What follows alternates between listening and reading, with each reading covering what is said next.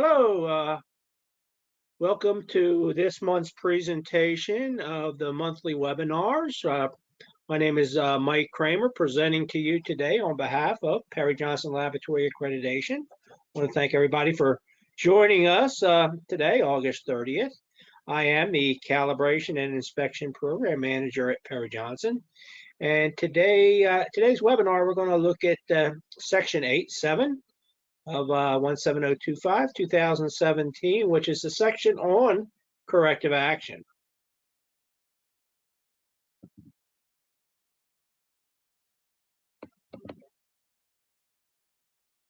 As always, this webinar is being recorded.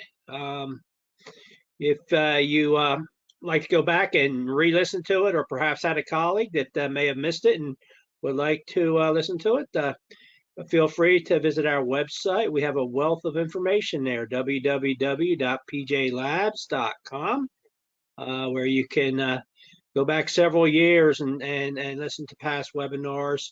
We also allow you to request the slides. So perhaps you want to utilize these slides and conduct your own training. Feel free, available on our website.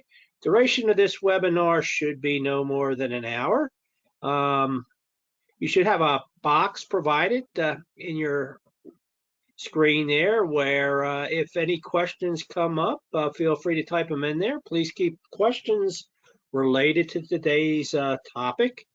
And then at the conclusion of the presentation, I can go back and visit the questions and hopefully answer them for you all. Again, thank you for joining us. So corrective action, what are we referring to? Corrective action basically is an activity that shall be used to stop, and I highlighted the reoccurrence of nonconformances. I think that's very important with corrective action, is we want to prevent the reoccurrence. You'll see me hammer that a few more times here during the presentation. So corrective action has to be initiated when a problem exists. Remedial action can easily be confused with corrective action. Remedial action or correction is taken to rectify the mistake.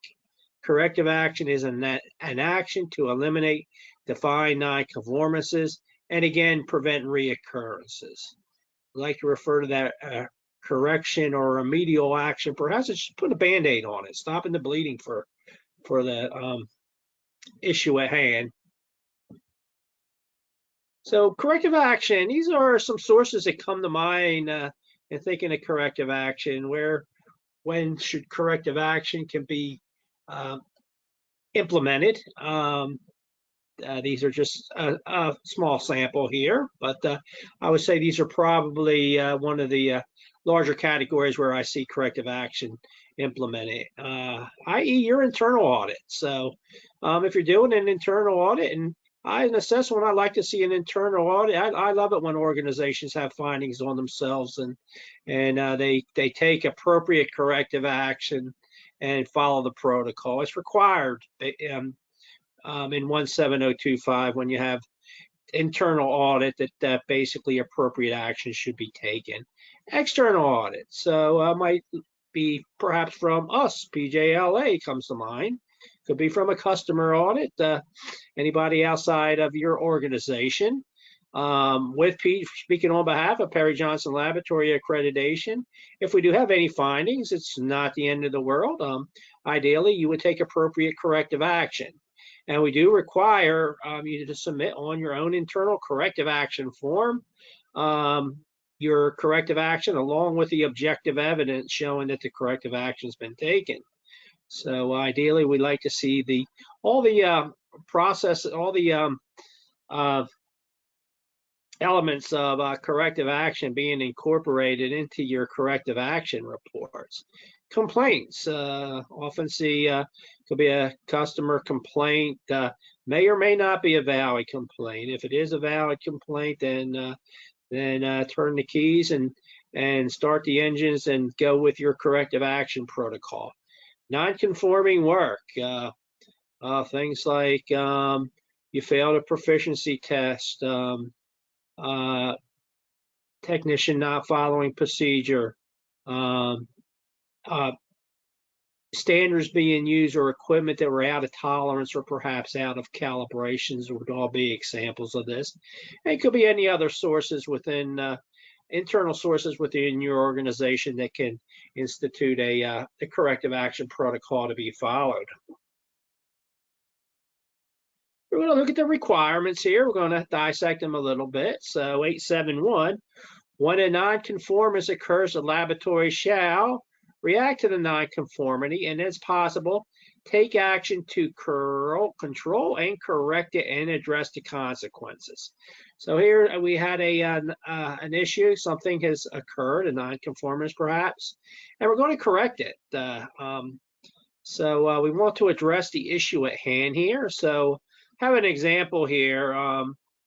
Probably have gotten a call before. Perhaps a test or calibration report went out, perhaps with a wrong serial number, perhaps with a wrong date on there.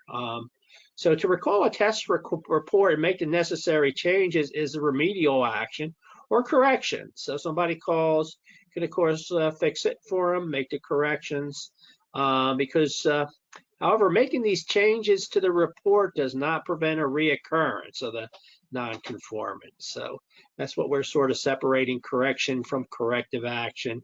Fixing that report that one time will not prevent future reports going out with errors in them.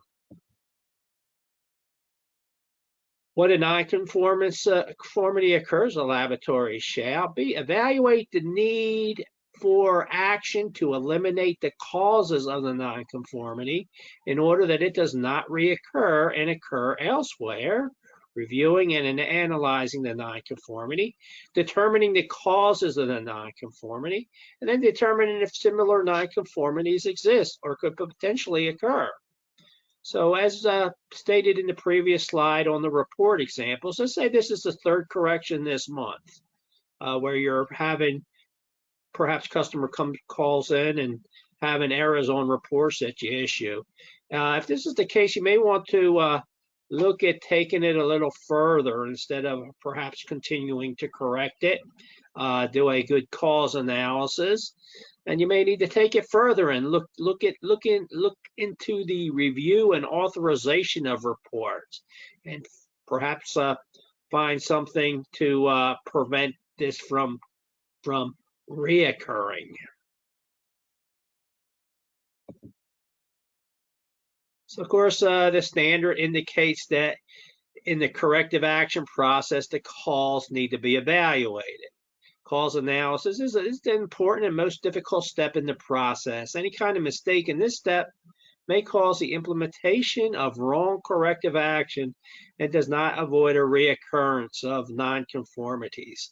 Sort of like this picture depicted on your screen. We all see them in our yards. Weeds come up, we scoop down, we correct it, we pull the weed up. That, however, will do nothing to prevent perhaps that weed from popping up the next day. So sort of a correlation here between the plant and a cause analysis, where you're going to have to dig down a little bit deeper than just the surface there, and perhaps get at the roots and to prevent the weed from sprouting in the future, as opposed to correcting it and perhaps just addressing the issue on the surface there. All right, 871C, when a nonconformity occurs, the laboratory shall implement any actions needed. So hopefully you did a good cause analysis, you determined a good plan of action and put the process into place. So necessary conditions for corrective action should be clearly defined. Laboratory managers should be confident about the effectiveness and the performance of the corrective action. Hopefully have a good game plan to address the nonconformity, get at the root cause, and prevent a reoccurrence. Still under the requirements, when a nonconformity occurs, the laboratory shall D, review the effectiveness of corrective action taken. So the results of the corrective action shall be monitored for determining the effectiveness of the corrective action. Monitors should verify the successful completion of the identified corrective action and assess the effectiveness of the corrective action taken. So with this step in the corrective action process, we need to let some time pass. I have seen, as an assessor reviewing corrective action reports, capturing this step in it. However, sort of raise an eyebrow. You see this step as determining whether it was effective or not being perhaps initialed and dated the same day that the corrective action was taken. So you need to let some time pass. One thing, perhaps during your management review, you can, as a required input, is corrective action. So you need to go back and look at the corrective action, and perhaps that will be a good time to go back and determine whether or not the corrective action that was taken has been effective. So let some time pass. Perhaps earmark it, go back and revisit them during the management review, and then perhaps come to a consensus and officially sign off on them as being effective then. So when 2017 was, when 17025 was revised, we have a couple other steps in here. And we have a shall in there. So as you know, a shall is a requirement. So I'd like to see this process incorporated into your corrective action protocol. When a nonconformity occurs, the laboratory shall update risk and opportunities determined during planning if necessary. If you should know, 8.5 is a section on risk and opportunities. There's some shalls in there when you have to look at risk. One is for impartiality comes to mind. And right here for corrective action, you have to consider was any risk or opportunities presented. So the 2017 standards required the laboratory to plan and implement actions to address risk and opportunities. It has to be looked at during corrective action as per 871E in the shall there. And the way I like to put this, when an organization takes corrective action, they look at it, basically ask yourself, are any risk or opportunities presented during the course of implementing this corrective action? And then if so, follow your protocol, whatever you have in place for section 8.5, showing your risk-based thinking and complying with that section.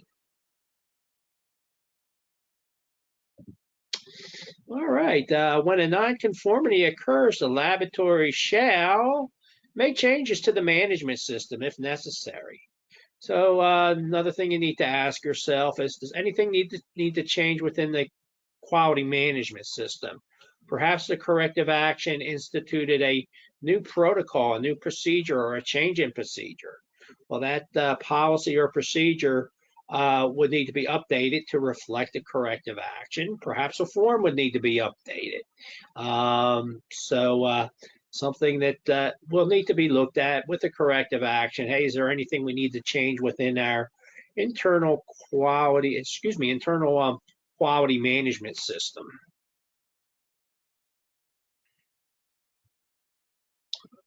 So this one here, 872, corrective action shall be appropriate to the effects of the nonconformance encounters. So basically, you want to put it on a scale there, and with the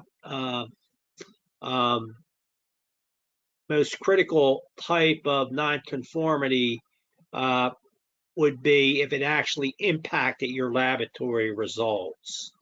So that would be a high priority type of corrective action, particularly if you perhaps even had customers reports being reported and a nonconformity was discovered, and perhaps affected reports you already put out or could potentially put out. You got to have records of these corrective actions. So the laboratory shall retain records as evidence of the nature of the nonconformity, causes and any subsequent actions taken, and the results of the corrective action. So corrective action, like I said, with Perry Johnson Laboratory Accreditation, we want to see the record. We want to see the corrective action reports, hopefully incorporating all those steps we just went through. A nonconformity happened. Perhaps you have to correct it. Perhaps taking a deeper and doing a cause analysis, and then actually taking corrective action to address the root cause or causes. Could be more than one. And then seeing that perhaps down the road that it's been reviewed and determined hopefully to be effective. And also you incorporated the asking yourself, was any risk or opportunities presented? And then also, hey, are any changes needed to our quality management system as a result of this corrective action? So you need to show what was being done by providing records of your corrective actions. All right, that's it for the requirements of corrective action, 8.7. So sort of mentioned call it root cause or cause analysis. And I like to see a good root cause or cause analysis being done, as I stated at the beginning of the webinar here, by getting at the root cause or the cause of the issue will prevent a reoccurrence. May have heard me say this before, but I've reviewed a corrective action that said root cause found during PJLA assessment. That by no means is a root cause, and by no means taking action to address that will prevent a reoccurrence.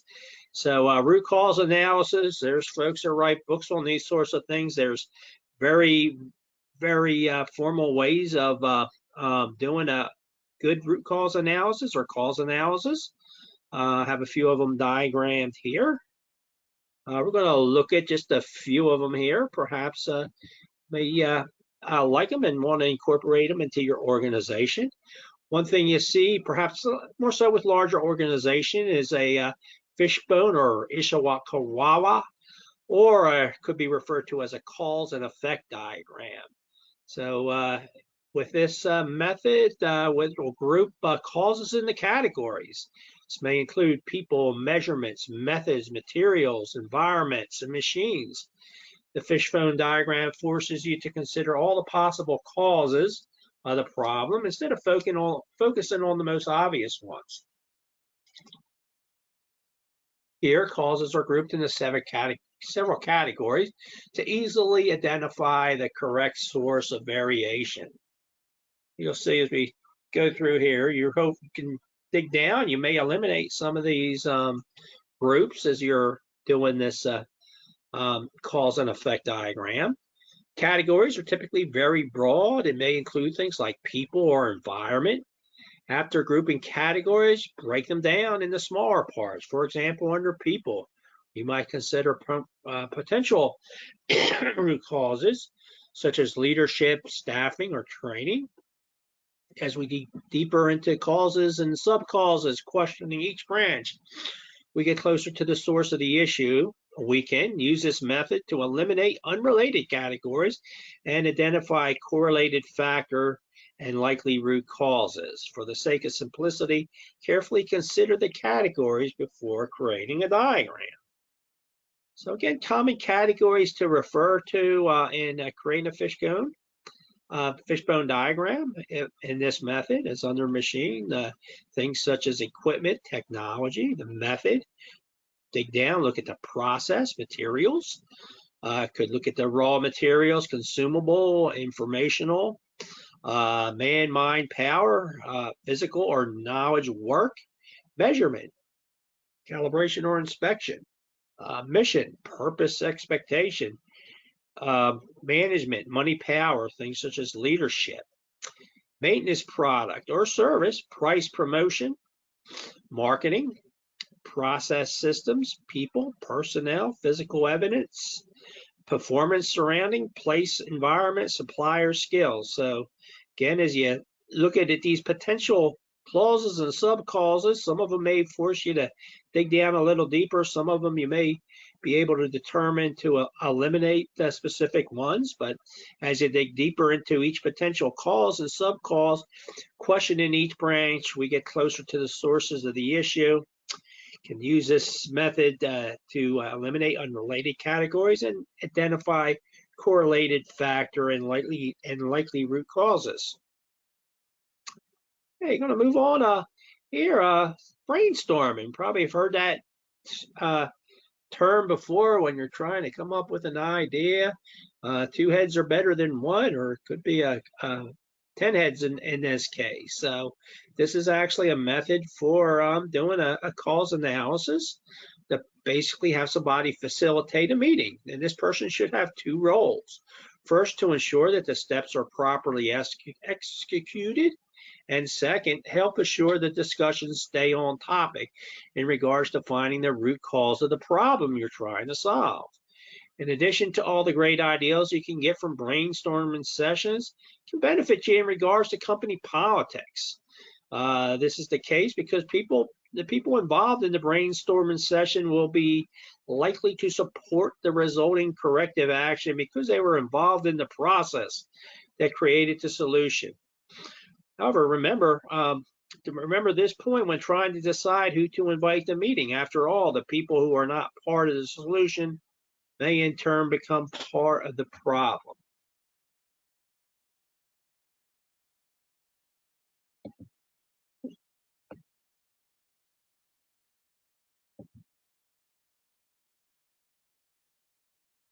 Sorry about that.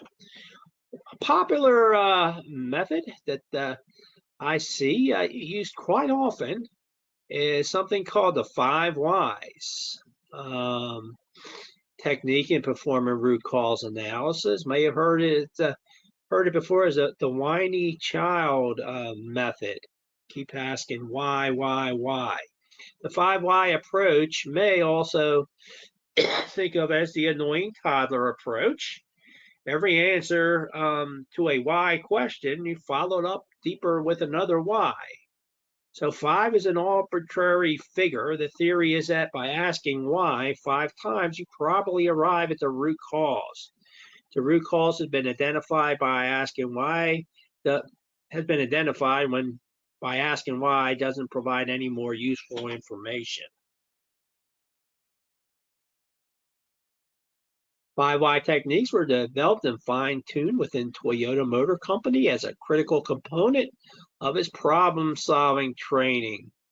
Toyota encourages teams to dig into the problem that arise until they have found the root cause. So I have an example here of Toyota offers a potential of five whys utilized in one of their plants.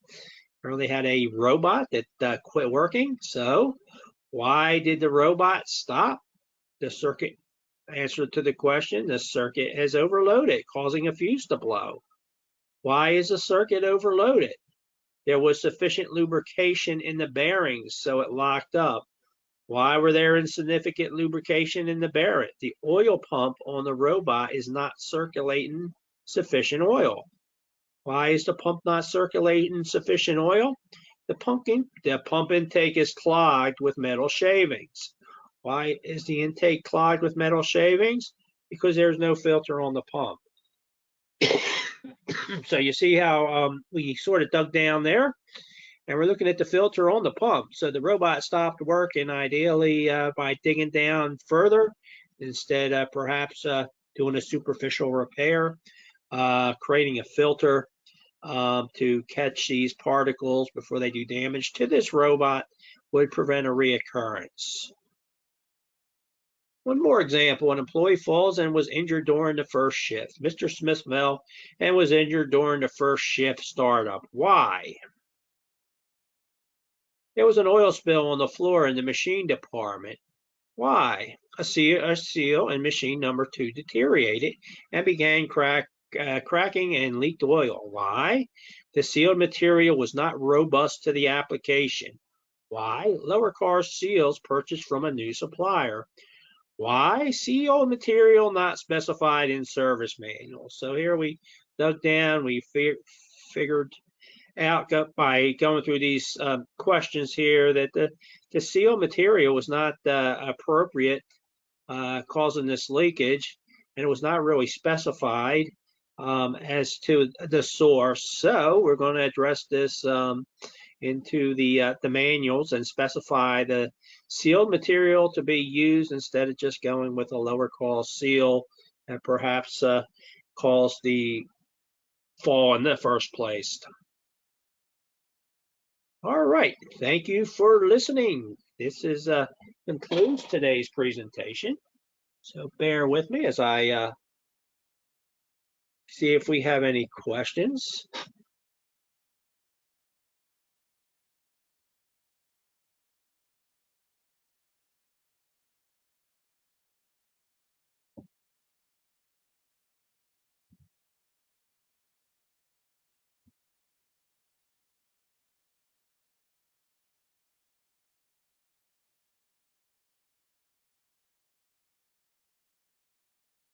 I just have not many. I'll perhaps give it a second to catch up here. Somebody said they couldn't hear me. I hope that wasn't a cause.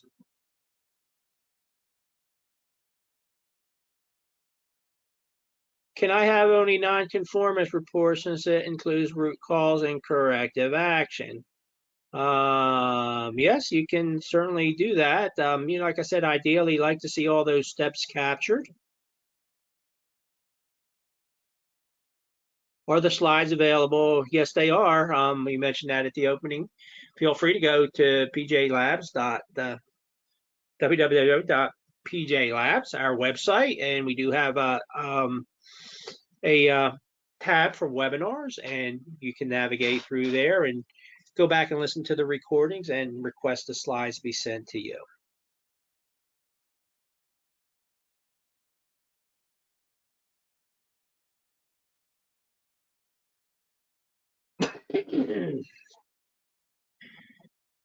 How root cause analysis should be documented. Really didn't go into how it was documented, just that you do an effective job of doing a root cause analysis. We looked at some issues here, or excuse me, some examples.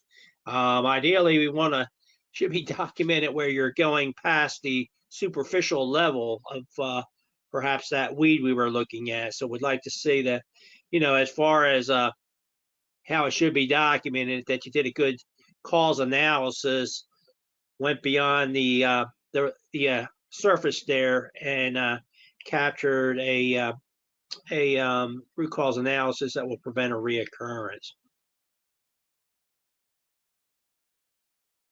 This next one, it would be it's really hard for me to answer that. It just depends on the individual company and the particular, the organization and who was involved. What would be the best approach to the corrective action, a group approach or an individual approach? Let's say, based on that brainstorming method, it did give a good perk to that sort of method. When you have other folks involved, they sort of will take ownership in it and would, ideally would like to see the corrective action be successful. So I would say, ideally, if you get other folks involved, it may or may not work for your organization. That the more the merrier, and as stated in that brainstorming method, that they sort of would take ownership of the corrective action and would hopefully would sincerely like to see it be effective and prevent a reoccurrence. In addition to the root cause, should the risk assessment be completed for every corrective action? Not necessarily. You need to just basically, you have to ask yourself the question, were there any risk or opportunities that presented itself? Perhaps it was something that's going to require cash, a significant cash outlay, for example. Hey, you're going to take a risk there if it doesn't work, or not necessarily. It just needs to be considered. You may or may not have a risk associated with every corrective action. I appreciated the why theory. Theory. I'm glad and like I said, you can. I have a couple examples on here, but the internet is full of them. I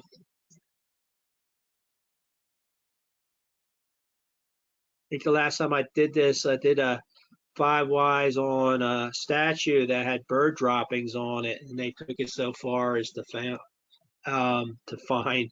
Yeah, clean the statute, but the birds kept coming back and went back and found through the 5 whys. You know, why was the birds kept continuing? Basically, was because of the nights and the lights and the insects being drawn in was creating the issue. Let's see here. Getting more questions in. Please confirm the risk or opportunity is to be considered with a corrective action. Yes, there is a shall there, so it needs to be considered. Not to say that there may be none, but it should be incorporated into your process.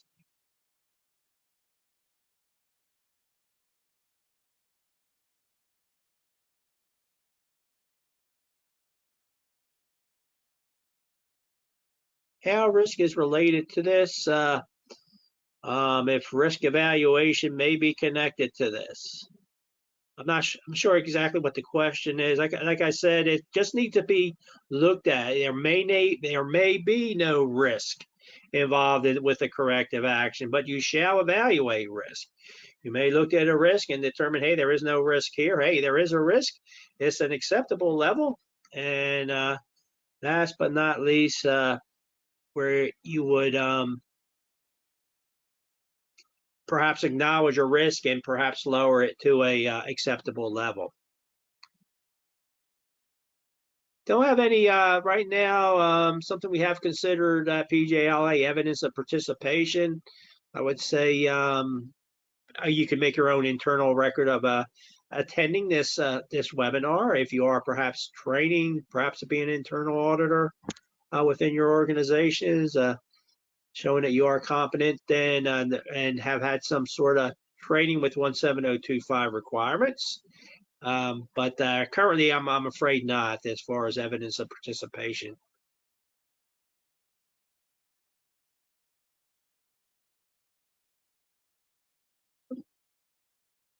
Since preventive actions were removed from the section or the standard, when we assess risk to making changes for the preventive action, can we still use this format? You can still use, sure, you can still use preventive action. That's one reason preventive action is no longer within the standard. The term preventive action is not there. But if you think about risk and risk-based thinking, sort of a preventive type approach. So the term is not there. You can call it whatever you like. But the new section on risk, that's a proactive approach. So if you think about it, the concept of preventive action is still in place.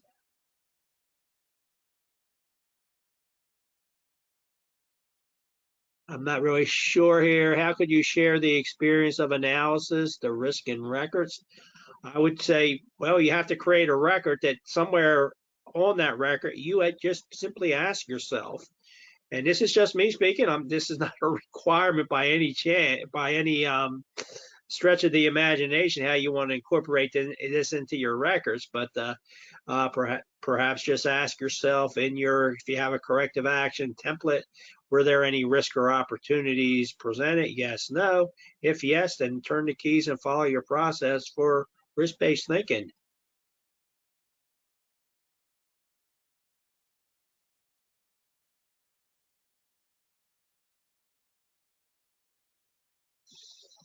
All right, bear with me. I'm getting to the end here.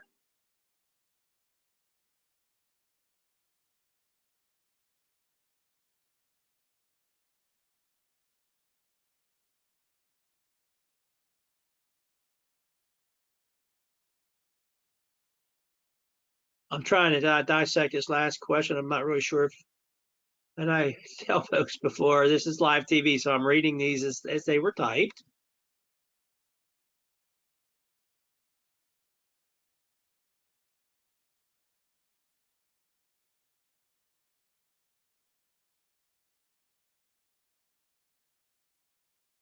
Some companies just show they have processes in place to monitor and report outcomes. It would be nice to use preventive action to mitigate or stop things from occurring completely. That's true, and the preventive action, as it was in the 2005, was presented to be that, to do that, to prevent a nonconformance. However, if you think of the section on risk and risk-based thinking, it's a proactive approach, and just use it. Basically, it could be used just like the old preventive action was being utilized. All right. I think that brings me to the end of the questions. Good questions there. It's one of my favorite topics, corrective action. Because you can look at it from all different angles and different methods, and what works for one person may not work for somebody else. So with that being said, I just want to go ahead and give everyone here. And again, hey, thanks for logging in. Appreciate your participation. Hopefully we can have everybody log in next month, which we already have set up for Wednesday, September 29th. And we're going to look at section 6.6, which is externally provided products and services. So if you're new to this and you're wondering what we're referring to there, what we're referring to there is purchasing and subcontracting. So it's section 6.6, and we'll dissect that on Wednesday, September 29th, same time, same format. Thanks again. Enjoy the rest of your day.